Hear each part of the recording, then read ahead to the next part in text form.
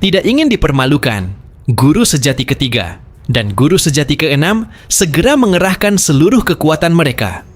Mereka mengaktifkan 3 harta karun sejati tertinggi secara bersamaan, termasuk tangan bintang milik guru sejati ketiga.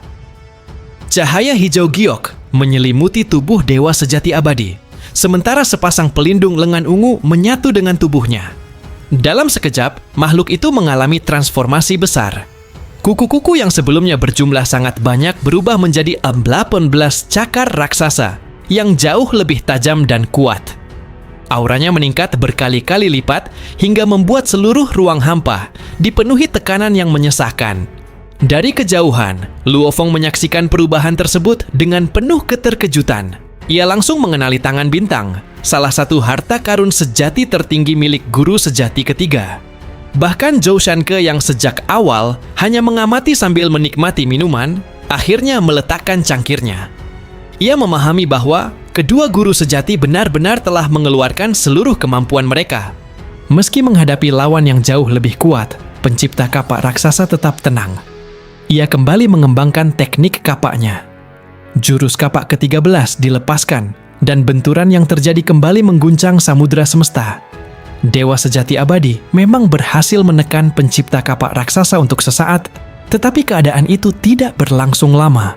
Tidak menunggu kesempatan berikutnya, pencipta kapak raksasa kembali mengangkat kapak ilahi dan memperlihatkan teknik baru yang belum pernah disaksikan siapapun sebelumnya. Saat kapak ke-14 muncul, seluruh ruang tanpa batas tiba-tiba tenggelam ke dalam kegelapan mutlak. Cahaya seolah lenyap dari alam semesta. Tidak ada seorang pun yang mampu melihat apa yang sedang terjadi di balik jurus tersebut. Ketika kegelapan perlahan menghilang, semua orang melihat bahwa dewa sejati abadi telah dipukul mundur sangat jauh. Meski belum hancur, jelas terlihat bahwa teknik gabungan kedua guru sejati mulai kehilangan dominasinya. Namun semua itu ternyata masih belum menjadi batas kekuatan pencipta kapak raksasa. Dengan aura yang semakin mendominasi seluruh medan perang, ia kembali mengangkat kapak ilahi dan memperlihatkan jurus yang baru saja berhasil ia ciptakan, yaitu kapak ke-15. Saat bayangan kapak itu muncul, seluruh ruang hampa kembali berubah menjadi gelap gulita.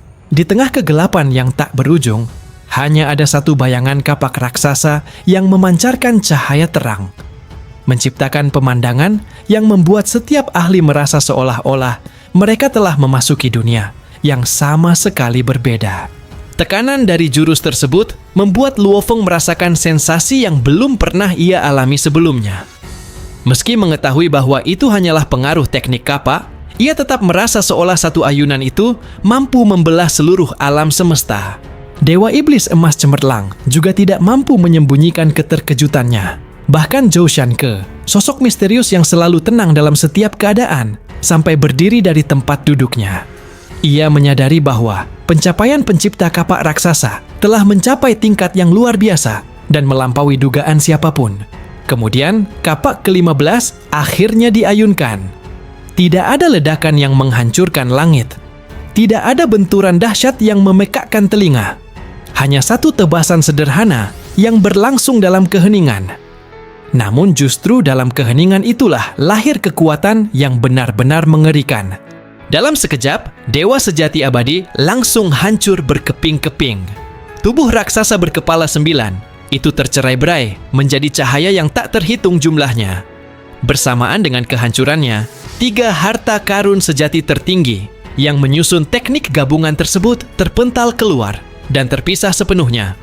Teknik yang selama ini dianggap sebagai salah satu kartu andalan terkuat klan mata ilahi, akhirnya dihancurkan hanya dengan satu ayunan kapak. Pemandangan itu membuat seluruh ahli yang hadir terdiam. Guru sejati ke-6 benar-benar tidak percaya teknik gabungan terkuat mereka bisa dihancurkan dengan begitu mudah. Sementara guru sejati ketiga mulai menyadari bahwa pencapaian pencipta kapak raksasa telah mencapai tingkat yang mengingatkannya pada sosok legendaris guru Origin, satu-satunya ahli yang pernah membuatnya merasakan keputusasaan mutlak. Bagi Luo Feng, pertarungan tersebut menjadi pengalaman yang tidak akan pernah ia lupakan.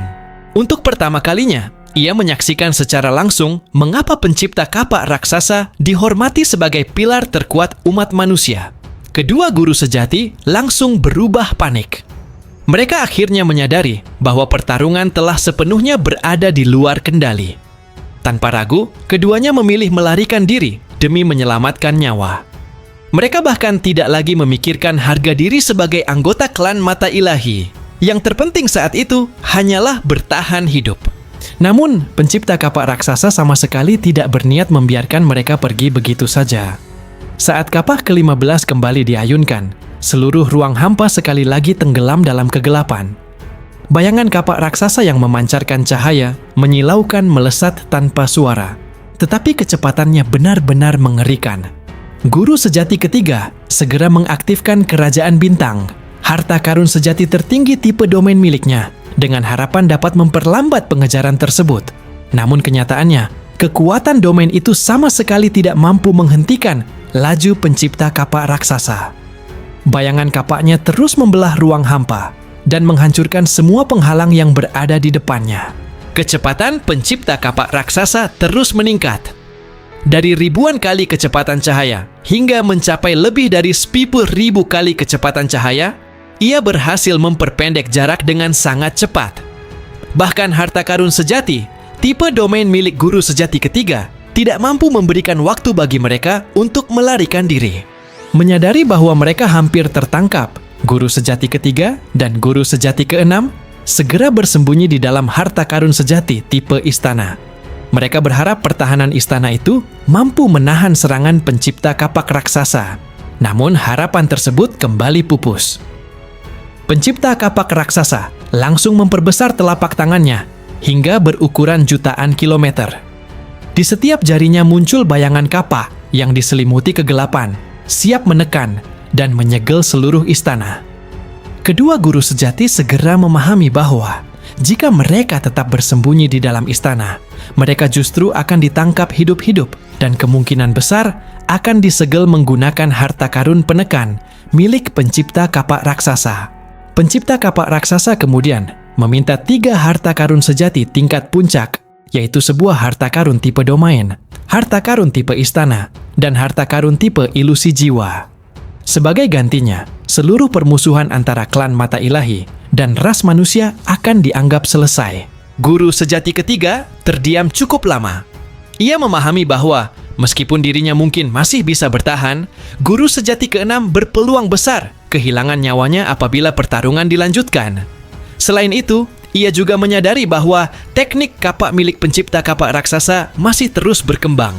Jika dibiarkan semakin matang, ancamannya hanya akan menjadi semakin besar. Akhirnya, guru sejati ketiga memilih mengalah. 3 harta karun sejati, tingkat puncak langsung diserahkan kepada pencipta kapak raksasa. Setelah memastikan semuanya asli, pencipta kapak raksasa menyimpan ketiga harta tersebut tanpa berkata banyak. Sementara guru sejati ketiga dan guru sejati keenam segera meninggalkan tempat itu dengan kecepatan penuh, mengakhiri salah satu kekalahan paling memalukan dalam sejarah klan Mata Ilahi. Di kejauhan, Dewa Iblis Emas Cemerlang, Zhou Shanke, dan Luo Feng menyaksikan seluruh kejadian itu dengan perasaan yang sulit digambarkan. Tidak ada yang menyangka 2 guru sejati dari klan Mata Ilahi yang selama ini dikenal begitu kuat dan angkuh, akhirnya dipaksa menyerahkan 3 harta karun sejati hanya demi menyelamatkan nyawa mereka. Dewa Iblis Emas Cemerlang bahkan secara terbuka mengakui bahwa setelah memperoleh kapak ilahi sebagai harta karun sejati tertinggi, kekuatan pencipta kapak raksasa telah meningkat ke tingkat yang benar-benar menakutkan. Dalam perjalanan meninggalkan jurang dalam, Luo Feng akhirnya bertanya kepada Zhou Shanke mengenai kekuatan pencipta kapak raksasa. Menurut Zhou Shanke, kekuatan pencipta kapak raksasa memang masih sedikit berada di bawah guru origin, tetapi jaraknya sudah sangat dekat. Bahkan apabila terus bertarung dan menyempurnakan teknik kapaknya, bukan tidak mungkin suatu hari nanti ia akan mencapai tingkat yang sama dengan guru origin. Setelah keluar dari jurang dalam, Luo Feng pun kembali memusatkan pikirannya pada tujuan berikutnya. Dengan membawa token hitam 5 kekacauan yang baru diperoleh, ia berencana menuju ruang pilar batu bergaris hitam untuk mengasah tekad dan mempersiapkan diri menghadapi tantangan yang jauh lebih besar di masa depan.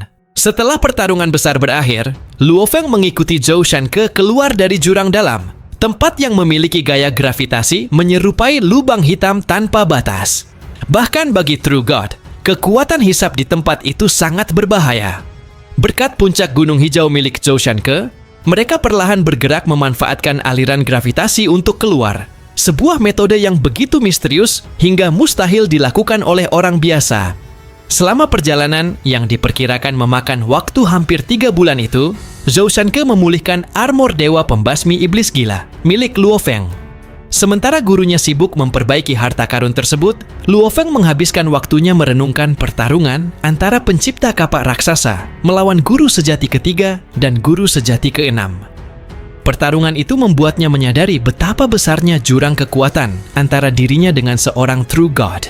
Luo Feng kemudian mulai memahami mengapa para True God tidak benar-benar bebas menggunakan seluruh kekuatannya. Di alam semesta asli, mereka ditekan oleh kehendak asal alam semesta. Kekuatan mereka dibatasi. Teknik terkuat mereka memiliki batas maksimum. Bahkan membunuh seorang Universe Master akan membuat mereka menerima hukuman dari hukum asal. Sebaliknya, di samudera semesta, penindasan itu jauh lebih ringan, sehingga para True God dapat mengeluarkan kekuatan yang jauh lebih mengerikan daripada saat berada di alam semesta asli. Tak lama kemudian, Zhou Shanke menyelesaikan pemulihan armor dewa pembasmi iblis gila dan langsung menyerahkannya kepada Luo Feng. Melihat gurunya mampu memperbaiki harta karun tersebut hanya dalam waktu singkat, Luo Feng kembali dibuat kagum. Kesempatan itu kemudian dimanfaatkan Luo Feng untuk bertanya mengenai Guru Origin, sosok legendaris yang rela menentang kehendak asal alam semesta hingga akhirnya disegel.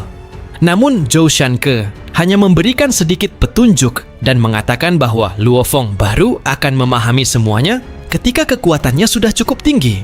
Setelah itu, Zhou Shanke mulai menjelaskan rahasia lain yang jauh lebih penting, yaitu tingkatan kekuatan para Universe Master di samudera semesta. Menurutnya, para Universe Master dibagi menjadi 6 tingkatan. Tingkat pertama hingga kelima ditentukan oleh kekuatan, teknik rahasia, serta tingkat gen kehidupan mereka. Sementara tingkat keenam hanya bisa dicapai oleh Universe Master yang memiliki harta karun sejati tertinggi. Dengan bantuan ukiran rahasia yang terdapat pada harta karun tersebut, kekuatan mereka bahkan mampu menyaingi True God yang belum memiliki harta karun sejati tertinggi. Zhou Shanke juga mengungkap bahwa kekuatan pencipta kapak raksasa sebenarnya tidak hanya berasal dari bakatnya sendiri. Besar kemungkinan ia berhasil menciptakan kapak ke-15 setelah memahami ukiran rahasia yang terdapat pada kapak ilahi miliknya. Dari situlah Luo Feng akhirnya mengerti bahwa harta karun sejati tertinggi bukan sekadar senjata, melainkan juga sumber pemahaman yang dapat melahirkan teknik rahasia dengan tingkat yang luar biasa. Selama hampir 3 bulan perjalanan keluar dari jurang dalam, Zhou Shanke terus membimbing Luo Feng untuk memahami ukiran rahasia yang terdapat pada armor dewa pembasmi iblis gila, menara bintang, dan sayap Shiwu. Luo Feng bahkan mengetahui bahwa teknik 5 binatang buas besar milik Master 5 Kekacauan ternyata hanya merupakan hasil pengembangan dari salah satu ukiran rahasia armor dewa pembasmi iblis gila. Berkat dasar pemahamannya terhadap diagram ukiran rahasia kuno, kecepatan belajar Luo Feng jauh melampaui orang biasa hingga ia berhasil memahami sebagian besar ukiran rahasia tingkat tinggi. Akhirnya, setelah hampir 3 bulan, mereka berhasil keluar dari jurang dalam. Sebelum berpisah, Zhou Shanke mengingatkan Luo Feng agar tidak lagi bertindak gegabah seperti sebelumnya. Luo Feng pun mengucapkan terima kasih kepada gurunya atas seluruh bimbingan yang telah diberikan. Setelah itu, keduanya berpisah. Zhou Shanke pergi ke arahnya sendiri, sementara Luo Feng melanjutkan perjalanannya dengan membawa armor dewa pembasmi iblis gila yang telah pulih sempurna serta pemahaman baru yang akan menjadi fondasi kekuatannya di masa depan.